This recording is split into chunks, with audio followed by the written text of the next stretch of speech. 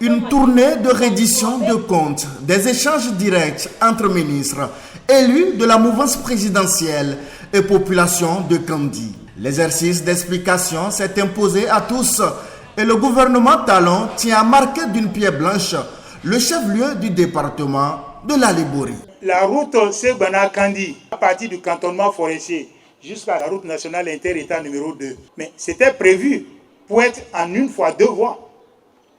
C'est le gouvernement de la rupture qui a transformé ça en 2 fois 2 voies.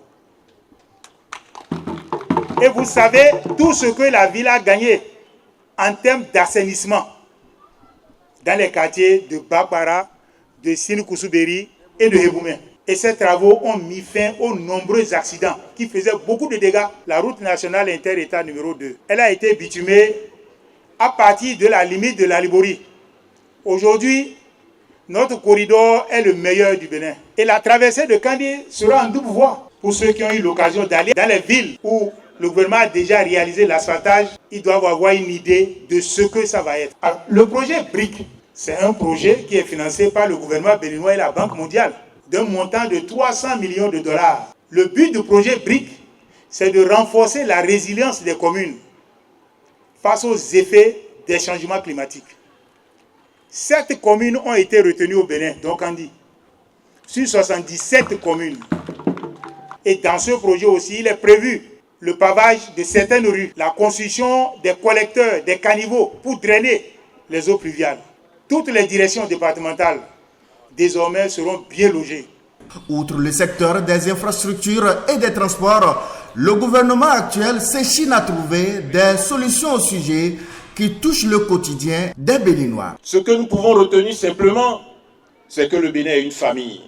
Nous sommes tous les membres. Dans cette famille, chacun a des besoins importants. Mais pourtant, la famille n'a que 100 francs. Depuis ce matin, on nous a dit ce que le chef de la famille a fait de ces 100 francs. Il a d'abord décidé que ces 100 francs doivent être préservés, d'où la lutte contre la corruption.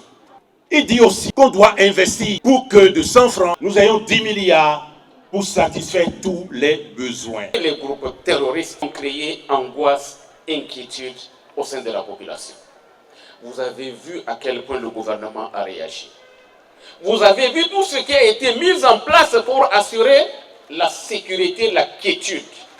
Nous ne pouvons que remercier notre gouvernement pour cette promptitude. Le rayonnement de Kandi ne fait que commencer.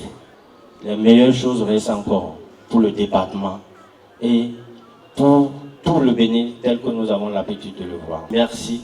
Merci au gouvernement du président Talon qui sait faire les choses et qui continue de le faire et de la façon la plus efficace dans la discrétion qu'il faut. De nouvelles préoccupations des populations de la cité des Saka et Kandi-Sounon ont été recensées pour le rayonnement de la commune sous le magistère de Patrice Talon.